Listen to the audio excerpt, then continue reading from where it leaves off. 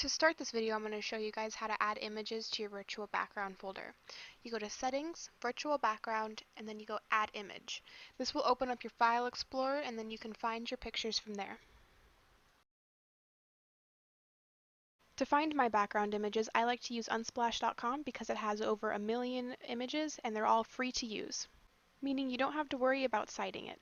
So in these tabs up here, I have a couple different images that I wanted to go over and the things I do and don't like about them.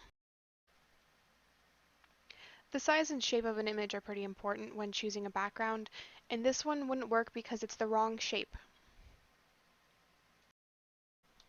I like this image because it's the right size and it also has some natural lighting from the window and there's some greenery in it as well.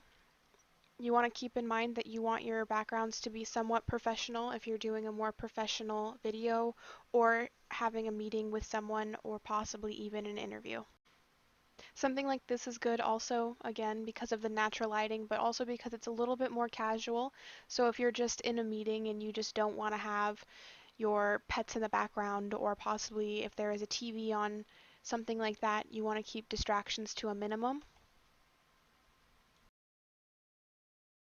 Something like this is pretty unrealistic, so you only want to use it when it really makes sense. So if you were making a speech about trees or the forest or something like that, it could be plausible. But in a regular meeting or an interview, it just doesn't make much sense to have your background be a forest.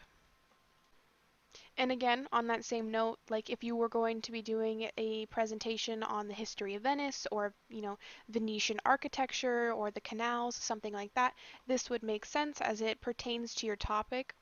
If you were just in a meeting with your teacher for a class, or if you were in an interview for a job, you wouldn't exactly want to have something like this as it's pretty unrealistic.